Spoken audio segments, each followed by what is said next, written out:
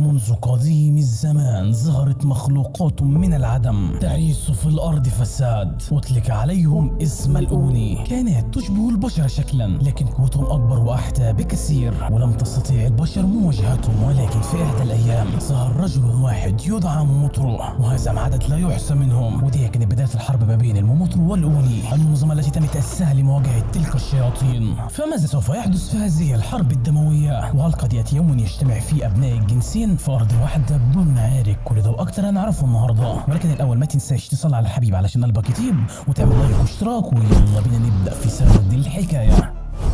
ده هو شيكي، شاب تم فصله من المدرسه، ولكن ولا فرق معاه. ابوه بيخش عليه وبيقول له يا فاشل ايه اللي انت عملته المره دي في المدرسه، وخلاهم يفصلوك. فالعاج بطلنا بيرد عليه وبيقول له مالكش دعوه، روح شوف المحل بتاعك اللي ما فيهوش زبون حتى. فبيقول له فاشل زيك ما يحقلوش اصلا ان هو يتكلم مع اسياده بالطريقه ديت. فشيكي بيقول له ما تحسسنيش يعني انك قلقان عليا، كده كده انت مش ابويا الحقيقي. الاب يوشي بيتضايق وبيسيبه وبينزل، وما بيديش للموضوع اي اهميه لان هو بيحب الواد دوت جدا من صغره. المهم الاب بيجيله طلبيه وبيروح يوصلها، بس اول لما خرج في انفجار بيحصل في المحل، وفي حد غريب بيطلع شيكي من اوضته وبيقف قدامه وبيقول تم تحديد الهدف، سوف اقضي عليه الان. لسه بيكون خلص عليه، ولكن يوشي بيجي وبيخبطه بالعربيه بيطيروه، وعلى طول بيقول لشيكي يلا اركب العربيه. بالفعل بيعمل كده وبينطلقوا. شيكي بيقول هو الشخص دوت ليه هجم علينا وانت ايه اللي خلاك تقتله اصلا؟ فبيقول له الشخص دوت لسه ما ماتش، انا ما كنتش عايز اعرفك الحقيقه بس انا هقول لك دلوقتي. شيكي انت من سلاله الشياطين يعني الاوني، والراجل اللي انت لسه شايفه دوت هو من سلاله الموموترو. انا عارف ان من الصعب انك تصدقني بس ديت الحقيقه. وهما بيتكلموا كده بيتم الهجوم عليهم من نفس الشخص. وهكذا بدانا. وفجاه العربيه كلها بتتغطى بالضباب الاسود، والكاوتش بيفرقع والاتنين بينطوا لان العربيه بتتفنجر. وفي نفس اللحظه ديت شيكي بيكون اختفى، ايوه تم سحبه للمصنع المهجور دوت، والشخص ده بيكون مكتفه وبيقول له انت من سلاله الشياطين لذلك انا لازم اقتلك. في لحظتها يوشي بيدخل وبيقول له الاسطوره بتاعه الموموترو والشياطين حقيقيه يا شيكي، واستمرت المعركه ما بين الجنسين لالاف السنين، بس في النهايه الشياطين انسحبوا لانهم كانوا في حاله يرثى لها. شيكي بيقول له انت شكلك كده كبرت وخرفت خالص يا عجوز، ايه الهبل اللي انت بتقوله دوت؟ في لحظتها الشخص ده بيطلع سيف من العدم، ونفس النظام عند ابو شيكو، وبتبدا المطحنه. الاتنين بيهجموا على بعض بهجوم فتاك. طب نعرف ان الضباب الاسود دوت مخصص لسلاله الموموترو، والوحيدين اللي بيقدروا ان هم يستخدموه. بس اظن انك لاحظت حاجه يا صديقي، ايوه يشرو من سلاله الموموترو، بس هي اصلا اللي بيخليه يدافع عن الاوني. في احدى الايام وهو عمال يقتل في الشياطين قابل شيكي الطفل الصغير، وما رضاش ان هو يقتله، وقرر ان هو يحتني بيه، ودلوقتي بقى عامل زي الشحط. وبسبب اللي هو عمله دوت كان دليل اكتر من كافي ان هو خان منظمه الموموترو، ولذلك بيسعوا وراه دلوقتي علشان يقتلوه هو والشيطان اللي بيرعاه. الشخص دوت اللي بالمناسبه بيكون اسمه مومايا بيقول لليوشيرو اوعى تكون نسيت خطوره الاوني علينا وعلى جنس البشر بالكامل، بس انا عايز اسالك سؤال، انت ايه اللي خلاك تخوننا؟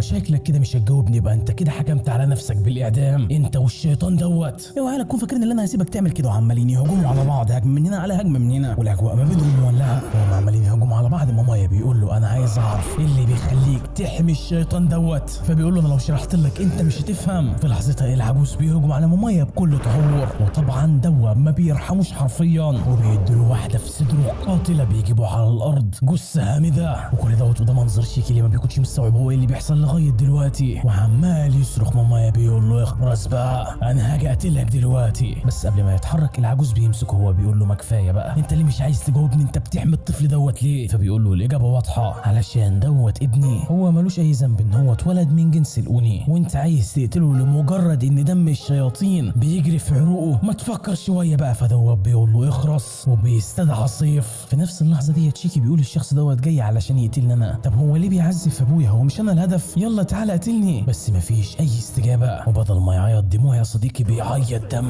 ومش يعني بس لا ده جسمه كله بيخرج دم. وبكده تم التحول بالكامل، وبيقدر ان هو يحرر نفسه. في لمح البصر بيكون جنب مومايا وبيهجم عليه كده، وبدل ان هو يستسلم كل هجماته، لا وكمان بيقدر ان هو يقطع له دراعه، بس بيجدد ولكن في اي حاجه، وكمان بيستدعى الاسلحه ديت من دمه، وبيبدا بالهجوم عليه بهجمات لا تعد ولا تحصى. تحس كده ان الذخيره ما بتخلص حرفيا، وكمان بيستدعى صاروخ وبيهجم عليه بيه، لكن على اخر لحظه بيقدر ان هو يتفاداه، وبالعافيه قادر ان هو ياخد نفسه. وبيقول الاوني مش مرعبين لانهم بيقدروا ان هم يتحكموا في دمهم، المرعب اللي فيهم هي وحشيتهم وتعطشهم للدماء. بيحاول ان هو يلقط نفسه، ولكن دوت بيديله رجل بيلزق في الحيطه، بيحاول يتحرك بس دوت بيثبته، وبيديله نظره انت هالك، وبيهجم عليه بالرشاشات والبوازيك وكل حاجه، والمكان بيتدمر. لكن للاسف دوت ما كانش كافي ان هو يخلي مومايا يموت، لان لانه بيقدر ان هو ينجو. وفي نفس ذات اللحظه شيكي بيقع ودمه بيتناثر في كل المكان وبيرجع لهيئته البشريه وما بيكونش فاهم هو ايه اللي حصل له. مامايا بيقول ديت فرصتي، انت دلوقتي في حاله ضعف، وبيهجم عليه بكل وحشيه بصفه ضبابي، لكن ما بيحصلوش اي حاجه لان العجوز بيدافع عنه، هو اللي بيتهم مكانه. مامايا بيقول له انت بتدافع عنه رغم انك شفت قوته الشيطانيه؟ انا بصراحه مش فاهمه خالص. يوشي بيفتكر ابتسامه شيكو وبيقول له الاجابه بسيطه جدا، لان دوت ابن العزيز. مامايا برضه ما بيكونش فاهم هو قصده ايه بس بيسيبه وبيمشي. ويوشي بيقع على ايد شيكو وبيقول له خلينا نتكلم لاخر مره. اولا انا اسف ان انا ما عيشتكش العيشه اللي انت كنت عايزها، وتاني حاجه منظمه الموموترو مش هتسيبك لانك بيجري في عروقك دم الاوني، وزي ما انت شايف كده انا مش قادر احميك، لذلك انا عايزك تكون بالقوه الكافيه اللي تقدر بيها ترضع منظمه الموموترو. لكن ده هو بيقومه وبيقول له ما تتكلمش، خلينا اوديك على المستشفى وبعد كده تبقى تتكلم معايا زي ما انت عايز، انا لسه ما اتكلمتش معاك بما فيه الكفايه ايها العجوز. فدوت بيضحك وبيقول انا بتمنى ان الموموترو والاوني يعيشوا مع بعض. ودي كانت اخر كلمه يقولها صديقي لانه بيفارق الحياه. الواد من الصدمه ما بيكونش مصدق اصلا ان هو مات وعمال يتكلم معاه، لكن اخيرا بيستوعب ان هو مات. ورغم دوت بيقول انا لسه ما اعتذرتلكش ايها العجوز، وعمال يعيط. في لحظتها في واحد من العدم بيظهر منه شيكو، الواد لسه هيستوعب ولكن دوت بيدي له واحده في رقبته بيجيبه على الارض مغمى عليه، وبعدها بيكتف شيكو. وفي نفس اللحظه بيكلم شخص كده في التليفون وبيقول له الواد دوت شكله بدون اي فايده لذلك انا هتخلص منه. فدوت بيقول له اتاكد بس اهم حاجه ان هو كوي بما فيه الكفايه علشان يعيش قبل ما تتخلص منه، لان ديت اول مره نحسب العدد دوت من الطلاب. ننتقل بعد ذلك لمنظمه الموموترو اللي بيعرفوا ان ماماي فشل في المهمه وبيكونوا متضايقين بطريقه مش طبيعيه، بس هم لازم يتعاملوا مع الوضع لان هم مش عايزين البشر يعرفوا ان الشياطين لغايه دلوقتي عايشه، وعلشان كده احنا لازم نبيد كل اطفال الاوني. نرجع تاني لشيكي اللي بيحلم ان هو بيلعب مع ابوه، بس كل ده هو بيتحول لكابوس اول لما يشوف ابوه بيموت المره الثانيه قدام عينيه. وفي النهايه بيفوق مخضوض لو وكمان متكتف في الكرسي، وبيبص جنبه بيلاقي المغبول اللي ربطه عمال يلعب ضغط صديقي بايد واحده وكمان وصل ل 3000 عده. المهم بيقول له انا ما رضيتش اصحيك، انا عارف ان انت عندك اسئله كتيره جدا بس انا حتى لو جاوبتك عليها مخك الصغير مش هيفهم انا بقول ايه. من اولها كده بيطير جبهتك يا عم شيكي. سيبنا بقى من الكلام ده وتخش الصلب الموضوع على طول. انا نايتو واحد من الاوني زيك، انا مش عارفك احنا فين بس حابب اقول لك ان احنا احتفظنا بجثه ابوك، وانت عايز تعرف انا ايه اللي خلاني اجيبك هنا. من الاخر كده احنا عايزينك تنضم لمنظمه الاوني. ايوه تم تاسيس منظمه الاوني علشان تحارب الموموترو، وكمان بيعرفوا ان اي شخص بيتم تفعيل قوته زي شيكي كده بيجيبوه هنا علشان يختبروا هل هو فعلا قوي بما فيه الكفايه علشان ينضم لمنظمه الاوني ولا لا. فدوت بيصرخ وبيقول له اني جزء من جسدي قال اللي انا هنضم ليكم. شكل كده ان مخك متعفن على الاخر. شيكي بيحاول يحرر نفسه بس مش عارف، لذلك بياخد نفس عميق يا صديقي وبيبدا يتكلم بكل هدوء بس تعابير وشه فضحاه.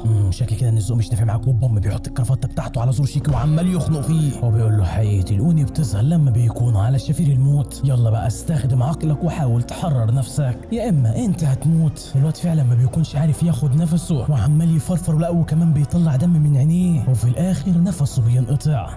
هو دوت اخرك ايها الفاشل، او دوت هو اللي كان فاكره يا صديقي، لان الدم اللي نزل من شيكي بيحرره وبيدخل كمان في حاله الهيجان وبيستدعي الرشاش دوت وعمال يهجم عليه، لكن دوت ما بيحصلوش اي حاجه وبيقول له تم خصم 100 درجه منك لانك مش عارف تتحكم في قوتك، وبسبب هيجانك دوت انا هلعب فيك شويه كده كده. انت اول لما تفوق مش هتفتكر اي حاجه، وما هي الا دقائق معدوده ودول كانوا اكتر من كافيين ان هم يرجعوا شيكي لهيئته البشريه بعد ما اتمسح بالبلاط حرفيا. واول لما بيفوق ما بيكونش فاكر اي حاجه من اللي حصلت، وبيقول له هو ايه اللي حصل؟ فبيقول له انت هكت لذلك انا رجعتك لصوابك. انا مش فاهم اي حاجه، انت ازاي بتتحكم في دمائك؟ انا مختلف عنك، انا بقدر ان انا اتحكم في قوتي. انا مش فاهم اي حاجه خالص، بس الحاجه اللي انا متاكد منها ان الشخص دوت قوته عاديه. بعدها بيقول له ارجوك انا عايز اكون تابع ليك، انا عايز اكون قوي بما فيه الكفايه عشان انتقم لابويا، بس دوت بيقول له مرفوض لان في المعارك انت لو فقدت عقلك دوت بيساوي الموت. وطبعا شيكي بيكون مجلوط علشان رغم ان هو بيتذلل ولكن نايتو مش قابل بيه. نايتو بيقول له للاسف انا هضطر ان انا اتخلص منك لانك لو دخلت في حاله هيجان هتعيش في الارض فساد، وبيعور نفسه وبيستدعى المظله ديت. شيكي بيفهم هو المفروض يعمل ايه وبيقوم وبيبدا يجري زي المجنون وهو حاطط ايده في الارض. نايتو بيخلي المظله اللي معاه عباره عن اسياخ وبيقول كما هو متوقع انت فعلا عديم الفايده وما بتعرفش انك تشغل دماغك، لان انا عارف دلوقتي انت هتهجم عليا منين. اولا هتندفع عليا زي اللعمه، وثانيا هتهجم عليا من الاسفل، والثالثا هتهجم عليا من فوق، رابعا هو تمويه. انا عايز اعرف انت هتختار ايه، وبيختار رقم 3 او دوت هو اللي كان فاكره لان شيكي بيستدعى السلاح دوت وبوم بيهجم عليه بهجمه مدمره، بس للاسف دوت قوته من عالم موازي وبيقدر ان هو يتصدى للهجوم من خلال صباع واحد، وبسبب اللي شيكي عمله دوت ما بيكونش قادر ان هو يتحكم في دماغه وشكله كده هيخش في حاله الهجم مره ثانيه، ولذلك نايتو بيستخدم دماغه وبيستدعى الجنود ديت وبيعمل درع حوالينه لانه شكله كده مش عايز يقتل شيكو قدام عينيه، لكن شيكي بيقول له انا مش هستسلم، انا مش هستسلم، انا عايز اعيش، وبيقاوم وبيحاول ان هو يسيطر على دماغه وبالفعل صديقي بينجح وما بيخش بيخشش في حاله الهيجان، وعلى اثرها نايتو بيلغي هجومه، وبيكون متفاجئ اصلا ان شيكي قدر ان هو يسيطر على دماغه. ده ما سيطرش على دماغه بس، لا ده كمان سيطر على حاله الهيجان. هو انت عملتها ازاي؟ فبيقول له انا مش هقول لك غير لما تخليني تابع ليك افكر في الموضوع. فهو بقى بيبدا ان هو يشرح له اولا انا ما اعرفش اصلا ازاي استخدم دمائي، بس انا اول لما لقيتك عورت نفسك وقدرت انك تتحكم في دمائك جت الفكره وهي اللي انا اعور نفسي، وبكده انا هقدر ان انا استخدم قوتي زي ما انت عملت بالظبط. كده كده انا وانت من جنس الاوني، يعني اللي انت تقدر تعمله انا هقدر كمان اعمله. ايه رايك في فكرتي فاجره مش كده؟ انا عصرت مخي عصر حرفيا علشان اقدر ان انا اطلع بالفكره ديت، واقدر كمان ان انا استخدم دمائي. انا فاجر مش كده؟ فبيقول له ايه المنطق العبيط اللي انت مشيت عليه دوت. وبعدها بقى بيبدا ان هو يكلم نفسه بيقول من المستحيل ان شخص بالغباوه ديت يقدر ان هو يتحكم في دماء الاوني. في الطبيعي الاشخاص العبط اللي زيه ما بيقدروش ان هم يتحكموا في مشاعرهم، ما بيقدروش اصلا ان هم يتحكموا في دمائهم، فازاي العبيط دوت يقدر ان هو يتحكم في دمائه؟ وكمان بنعرف منه ان الشياطين لازم يتحكموا في مشاعرهم ويقمعوا غرائزهم وكمان يسيطروا على عقولهم، يا اما هيخشوا في حاله هيجان. لكن شيكي بيعمل العكس تماما، لانه ولا بيعمل اختبار للتخطيط ولا للمشاعر ولا اي حاجه، بيهجم زي العبيط حرفيا، واي حاجه هو عايز يعملها بيعملها من غير ما يفكر. يعني من الاخر طبيعته هي اللي بتتحكم في دماء مش العقلانيه تماما. اي نعم النوع دوت بيكون مليان عيوب ولكن عنده طاقه متفنجره. اعمل ايه دلوقتي؟ اخليه ينجح ولا لا؟ شيكي بيقاطع افكاره وبيقول انا هتعلم اي حاجه انت تعلمهاني، بس ارجوك خليني تابع ليك لان انا لغايه دلوقتي ما بقدرش اتحكم في دمائي زي ما انا عايز. بس دوت كالعاده بيقول له لا لانك شخص متهور وطبيعتك هي اللي بتتحكم فيك. في منظمه الشياطين احنا محتاجين مقاتلين حقيقيين بيخططوا بعد كده ينفذوا، مش بينفذوا بعد كده يخططوا. وبيقدم عليه وبيقول له انا مش هخليك تابع ليا، انا هخليك تلميذي. الواد بيكون هيعملها على نفسه حرفيا لان رزع المظله بتاعته جنب دماغه. يعني انا كده نجحت وبقيت تلميذك؟ ايوه. قاعد انت صديقي بتتفرج على الفيديو ومستمتع وبتكمله للاخر كمان ولا عامل لايك ولا عامل اشتراك؟ طب دوت ينفع؟ فضلا وليس امر انزل اعمل لايك واشتراك ويلا بينا نكمل. خليني بقى اشرح لك القوانين هنا. اولا احنا دلوقتي على جزيره اسمها اونغاشيما او بمعنى اخر الجحيم، وفي وسطها تم تاسيس اكاديميه لاجل الاوني. ديت مش مدرسه عاديه، ديت مدرسه عسكريه لتدريب الاوني لكي يواجهوا موموترو. وفي الاكاديميه هيعلموك ازاي تتحكم في دمائك، وكمان هيعلموكم تقنيات فعاله ضد موموترو. من الاخر انت هتعيش في جحيم. وهو دوت بقى كل شيء. شيكي بعد الكلام الكتير دوت مخه انفجر حرفيا ومش قادر ان هو يستوعب كل المعلومات ديت. بس بعدها تعابيره بتتغير 180 درجه وبيقول له وانا لو انضميت للمدرسه ديت قوتي هتزيد وهتكون كافيه بما فيه الكفايه ان انا انتقم لابويا. فبيقول له اكيد. فدوت بيبتسم وبيقول انا هنضم للمدرسه اللعينه ديت. بعدها بقى نايتو بياخده علشان يغير هدومه، وبيعرفوا اي نعم ان هو اتقبل في المدرسه ولكن دوت ما يعنيش ان هو قوي، دوت اضعف واحد في الطلاب اللي تم قبولهم، لانك ما بتقدرش انك تتحكم في دمائك، لا وكمان مش عارف تخفي قرونك. يا عم ده اول يوم ليا بس استنى وانا هبهركم كلكم. صح هي فين جثه ابويا؟ فبيقول له هي دلوقتي في المشرحه وبعد ما يتم تقديمك احنا هنعمل الجنازه اللي انت عايزها. بس انا حابب اديك نصيحه وهي ما تفكرش في الماضي، فكر في الحاضر وزيد قوه علشان تنتقم لابوك. فبيقول له انا على اتم الاستعداد. يلا بقى تعالى ورايا لانك لو ما قدرتش انك تلحق بيا في خلال 15 ثانيه هيتم طردك. وبعد ما بيقدر ان هو يلحقه اخيرا بيوصلوا على الفصل، وشيكي بيكون عايز يقدم نفسه عليهم بطريقه جامده لانهم اول لما يشوفوه يقولوا الجامد راح الفجر جه. فنايتو بقى بيدمر احلامه ديت يا صديقي وبيديله برجل بيجيبه على الارض قرع بصل، دمر احلامه حرفيا. بيتدرك الامر وبيعدل نفسه. بعدها بيقول لهم حد منكم معاه مناديل بس عشان امسح الدم اللي على مناخيري دوت. فبوكماما دوت اللي بالمناسبه بيكون اسمه جين بيقول له انا مش معايا بس بطريقه كلها تعجرف. فالخرونج بطل بيحاول ان هو يرسم نفسه عليه وبيقول له ايه ده انت مش عندك قرون؟ هل دوت معناه انك ضعيف؟ ايه رايك اعلمك؟ فدوت بقى بيخرجها يا صديقي لانه اصلا بيقدر ان هو يتحكم في دماغه وبيسيب بطلنا سير ولا مخروم. الفصل كله بيبدا ان هو يتكلم وشكلهم كده عبط بطريقه مش طبيعيه، او دوت هو اللي ظاهرينه هنشوف قدام. المهم شيكي وجين الاثنين بيكونوا يتخانقوا مع بعض بس في اللحظه ديت المدرس بيخش وبيقعد شيكي في لمح البصر حرفيا. جين مصدوم هو ظهر امتى اصلا ورانا، اما شيكي بيكون مستغرب هو انا امتى قعدت. وشكل كده يا صديقي ان نايتو دوت قوي بطريقه مش طبيعيه. بعدها بيتكلم وبيقول لهم المفروض اول محاضره ليكم تكون عباره عن الارشادات وكده، ولكن انتوا قوتكم استيقظت لذلك احنا النهارده هنلعب لعبه المطارده. وبياخدهم على غابه اسمها شينرا وبيقول لهم انتوا معاكم ساعه عشان ترجعوا للمدرسه من غير ما امسككم، ولكن لو مسكتكم كلكم يبقى كده اللعبه انتهت. بيكونوا مستسهلين الوضع لان الخاسر مش هيحصل له اي حاجه، بس دوت بيدق على الحديد وهو سخن. انا لو مسكت اي حد منكم هيتم طرده من المدرسه. كلهم بيتلعبوا. هو انتوا فاكرين ان ديت مدرسه عاديه ولا ايه؟ انا قلت لكم ان احنا هنلعب بس دوت في الحقيقه تدريب، لانكم بعد ما تتخرجوا هتكونوا في الصفوف الاماميه لمواجهه منظمه الموموترو، وبالتالي كده حياتكم على المحك. اظنكم فهمتوا الوضع، تقدروا انكم تستخدموا دماغكم زي ما انتوا عايزين بس انا مش هستخدمه، لكن لو حد منكم دخل في حاله الهيجان يبقى كده هو حكم على نفسه بالاعدام. جيم بيقول له بكل عجرفه هو انا لو قتلتك ايه اللي هيحصل لي؟ انت كده هتكون نجحت وبالتالي هتقف في الصفوف الاماميه. انا عارف انكم جايين هنا وكل واحد منكم ليه هدف معين، يلا بقى وروني شطارتكم. وكلهم بيكونوا في اوج حماستهم، وخصوصا يو انا هرد بالصعصعين اللي زي الوغد. قبل ما نبدا كده حابب اقول لكم ان في قاعده جديده، وهي علشان تنجحوا في الاختبار دوت لازم تحصلوا على كره من الاثنين دول، وعلى طول بيرميهم في الغابه. طب دول اتنين ازاي كلنا هننجح؟ هنا بقى انتوا هتتقسموا لثلاث فرق. الفريق الاول هيتكون من ماري وشيكي وجين، اما الاربعه التانيين هيتقسموا لفريقين. وفريق جين هينجح لو قدروا ان هم ياخدوا كوره، وانتوا نفس الكلام لو قدرتوا انكم تاخدوا الثانيه، ودوت معناه ان في 3 اشخاص هيتم طردهم على الاقل. ودلوقتي المجموعه الاولى هتخش وانا هخش بعديهم ب 15 دقيقه. شيكي بيقول لنايتو انا مش عايز اكون في فريق جين، فبيقول له خلاص اعتبر نفسك مطرود. الواد حرفيا بيبل مكانه. في لحظتها ماري بتيجي عند شيكي وبتقول له انا عارفه ان انا بدون اي فايده، بس انا هبذل قصارى جهدي علشان اساعدكم. هو اصلا بيكون واقف مبلم يا معلم، هو مش عارف يرد بايه، بس في الاخر بيتكلم وبيقول لها انا هحميكي. فهي بتسيبه وبتروح عند جين وبتقول له نفس الكلام، بس دوت الصديق عباره عن جبل ما بيحسش وما بيتكلمش، فدي بتفتكر ان هو كارهها فبتفضل تعيط. روميو بطلنا بيجي وبيقول لها ما تزعليش من الكيب دوت، وكمان ما تعيطيش علشان ما تبوظيش وشك الجميل. سم وانت يا عم الزفت اللي اسمك جي ما تتكلم معانا بتواضع يا عم. فبيقول له مفيش اي فايده من التعاون، كده كده انت هتطرد، وكمان اراهن انك عندك هدف تافه. ده بيتعصب وبيقول له شكلك كده عايز تموت. قبل ما يدبوا في خناقه بعد نايتو بيقول لهم يلا الاختبار بدا، وعلى طول بيتحركوا. وبينما جين بيتحرك عمال يفكر في كلام نايتو، وان هو لو قدر ان هو يهزمه في الاختبار كده هيتخرج. ديت فرصتي، انا لو نجحت هنضم للوحده وساعتها انا هقابلك.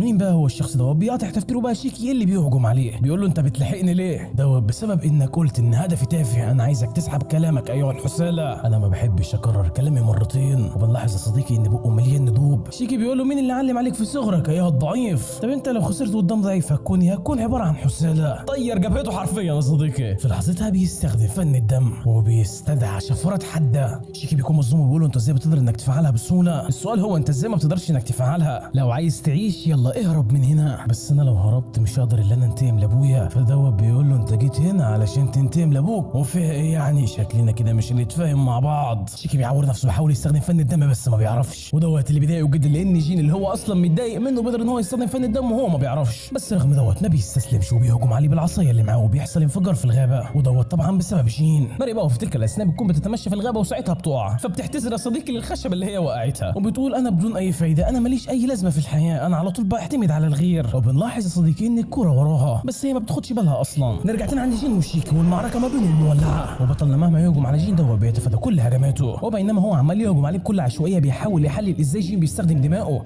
بس دوت ما بيدولوش اي فرصه وبيديله رجلي بيرزعه على الارض. وطبعا هو بيتمنى ان الارض تتشق وتبلعه لانه اول مره يخش معركه وما يعرفش يعمل فيها اي حاجه. بيقوم بيقرر ان هو ما يستسلمش، بس جين بيكون عنده راي تاني وبيهجم عليه بهجمه مدمره. بس قبل ما توصل له يا صديقي هنا بتوصل ماري اللي بيكون قدام الهجوم، لكن بطلنا بيتحرك لا اراديا وبيحميها، وعلى اسرها بيتعور في كتفه، ولكن دوت الصديق ولا كأنه حاسس باي الم، وبيقول لجين اديك انت كنت هتقتلها دلوقتي. الفاشل لازم ينسحب يا اما يتقبل موته وهو ساكت. في لحظتها ماري بتقول لشيك انا اسفه انا اسفه انا اسفه انا اسفه، انت اتصبت بسببي وعلشان اكفر عن ذنبي انا لازم اموت. وفي لحظتها بتتحكم في دماغها لا اراديا، وبيظهر عملاق من الدم. الاتنين مصدومين وخصوصا جين لانه اصلا عارف ان الشياطين عندهم دم اكتر من البشر، لكن مش ديت المشكله ان ماري عندها دم زياده عن اللزوم. هي بتقول لهم ارجوكم اهربوا من هنا لو انتم مش عايزين تموتوا. نايتو بقى في تلك الاثناء بيكون بيتكلم مع مدير المدرسه اللي بيقول له اول لقاء ما بينك وما بين الطلاب تخليهم يخشوا معركه حياه وموت؟ انت بتفكر ازاي؟ بدل ما اشرح لهم ازاي يتحكموا في دمائهم وكده، لا انا ادخلهم في تدريب حقيقي. فده بيقول له زي ما انت عارف عدد كبير جدا كل سنه من الاوني بيموتوا، واغلبيتهم بيكونوا من الاطفال، واحيانا البشر بتستعبد الاوني وبتعمل عليهم تجارب،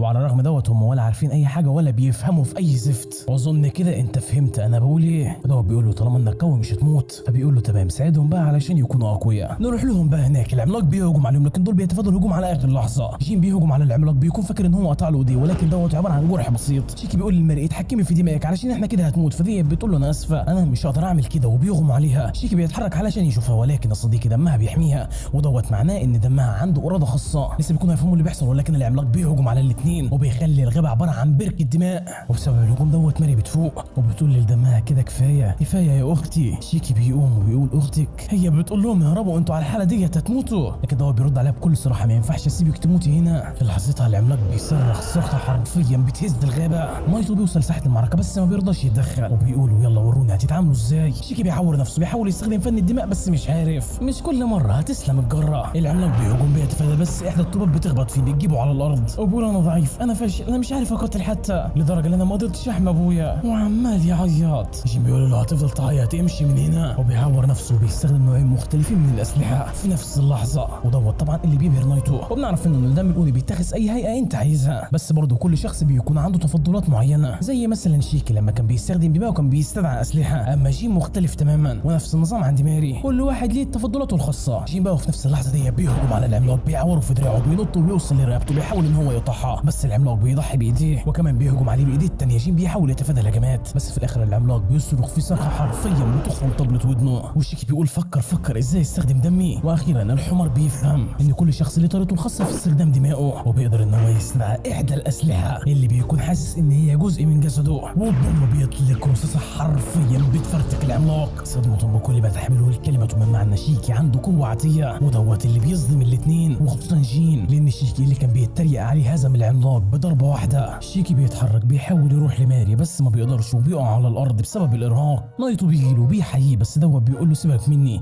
روح اطمن على ماري، فبيقول له طبعا هروح، وبيقول في نفسه على الرغم ان هو على شفير الموت ولكن بيهتم بغيره، لسه بيكون اتحرك ولكن جين بيهجم عليه، بس دوت بيكون مستعد له. هو انت ايه اللي بتعمله دوت؟ اصدقائك محتاجين علاج. ديت مش مشكلتي. مش مشكلتك؟ انا بكره امثالك.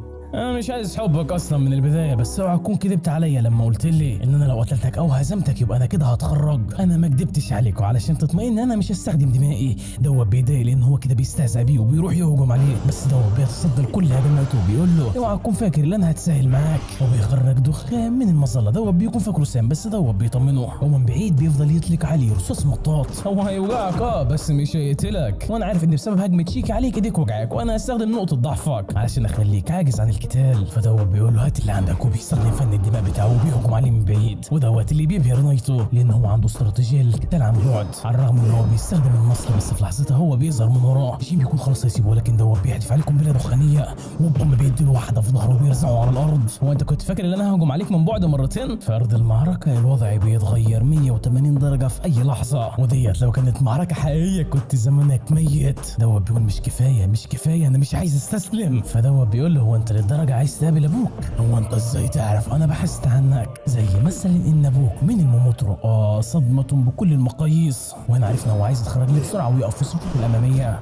يعني الابويا من الموموترو انا عايز انتقم منه علشان قتل كل عيلتي، وكمان الندوب اللي ماليه جسدي ديت هو المتسبب فيها. حرفيا انا بكرهه من اعماق قلبي، وانا عايش لاجل شيء واحد وهو الانتقام منه. وبيقدر ان هو يتحرر، بس سرعان ما بيتجاب على الارض للمره الثانيه. عيش بس مش عشان ابوك، عيش علشان نفسك، وما تموتش عشان تحقق هدفك. لو ما فهمتش كلامي دوت معناه ان مالكش مستقبل. في الاخر بيتقبل الهزيمه، ونايتو بيتصل بالمدرسه وبيقول لهم ابعتوا لي اسعاف، وبعدها بيكتفوا يا معلم في الشجره علشان ما يتحركش. كده ما بقاش غير شيكي اللي يا دوبت في الحيل ان هو يقوم، ودوت معناه ان الاختبار لسه ما خلص. وبيقول له انت معاك 5 دقايق و42 ثانيه، يا اما تاخد الكره اللي معايا ديت يا اما تروح تدور على اللي في الغابه. فدوت بيختار الاختيار الثاني. نايتو هيسيبه؟ لا والله، بس هنا صديقي بنكتشف ان شيكي غفله لانه بيظهر قدام جين وبيقول له انا هحررك. فدوت بيقول له انا عندي لا انا اموت ولا تقبل من فشل زيك ان هو يساعدني. فدوت بيرد عليه وبيقول له ايه الاهم بالنسبه لك، كبريائك ام هدفك؟ بالنسبه لي انا ما عنديش اي مانع ان انا اتعامل مع شخص انا بكرهه علشان اوصل لهدفي، علشان كده سيبنا اساعدك. بيكون رافض في البدايه بس في النهايه بيوافق، ولكن بشرط ان هو اللي يساعده. بعدها نايتو بيلاحظ ان شيكي بيجري، فبينزل يقف قدامه وبيقول له شكلك كده هترصف في الاختبار. بس في اللحظه دي جين بيظهر من ورا نايتو وبيهجم عليه، لكن دوت بيتفادى الهجوم. بس سرعان ما جين بيكتفه بالسلبه اللي كان بيتكتف فيها هو وشيكي، ونايتو ما بيكونش عارف يتحرك، وجين بيستغل الفرصه وبيهجم عليه بنصل الدم، ودوت بيشتت انتباهه. وشيكي بيستغل الفرصه وبيوقع الكره من ايديه وبتوصل جنب جين. نايتو بيقول دلوقتي جين هياخدها وهيجي علشان يخرج من الغابه، بس طبعا شيكي مش هيسيبه، وانا هستغل النزاع دوت علشان اخد الكره. بس هنا كانت الصدمه، شيكي بيقول لجين يلا خد الكره ويهرب. بالفعل بيسمع الكلام وبيكون في كميه انشكاح، واحنا كده نجحنا. بس دوت بيصدمه لما بيقول له لو هو وصل لوحده خط النهايه يبقى انت كده مطرود. انت فعلا غبي بطريقه مش طبيعيه يا شيكي، مخك دوت هو اللي موديك في داهيه دي، هو هينجح لوحده. نروح له بقى هناك يا صديقي اللي بيكون عمال يجري، بس بيفتكر ان شيكي هو السبب اصلا في نجاحه، فبيرجع يا صديقي علشان يساعده. هو انت ايه اللي خلاك ترجع؟ علشان مش عايز اكون مدين ليك، وكمان انا بفضل ان انا اطرد على حد يساعدني، انا لازم احقق هدفي بنفسي، لذلك خد الكره وانجح انت. لسه بيكون يستلموا الكره، ولكن في اللحظه ديت في حيوان بيظهر وبيكون شايل سماعه على ظهره. شيكي بيقول لنايتو هو ايه الحيوان دوت، فنايتو بيعرفه ان الحيوان دوت هم بيستخدموه علشان يتواصلوا مع بعض بسرعه. فاسكت بقى علشان نسمع الرساله، والرساله كالتالي يا صديقي: احنا بنتعرض للهجوم من منظمه الموموترو، وان هم دلوقتي محتاجين الدعم باسرع واشد. دلوقتي ممكن. هو بيسمع الخبر دوت من هنا بيطلع من الغابه وبيقول للطلاب مفيش تدريب النهارده. فدول بيقولوا له انت قصدك اشرح اكتر. فدول بيعرفوا ان فرع المنظمه اللي في كيوتو طلب دلوقتي الدعم واحنا هنتحرك دلوقتي. وبالفعل يا صديقي كلهم بيتحركوا وبيلبسوا زي مدرسه عادي وكمان بيخفوا ورونهم علشان ما حدش يشك فيهم. وفي اللي بيكون متحمس وفي اللي بيكون خايف، بس ده بيطمن الخايفين وبيعرفهم ان هم مش هيروحوا يقاتلوا، لا هم هيدعموا بس علشان مش عايزين نزيد عدد الضحايا. يا اما الواد الخجول دوت بيقول لنايتو هو احنا ايه نوع العمل اللي احنا هنروح نعمله؟ فبيقول له احنا هنقدم دعم لا اكتر ولا اقل. وكمان بيعرفوا ان كل بلده فيها على الاقل منظمه واحده من الاوني متمركزه هناك، والوحدات ديت مسؤوله عن حاجتين. اولا وحده القتال وديت مسؤوله عن الخطوط الاماميه لمواجهه الموموترو، والثانيه هي وحده الدعم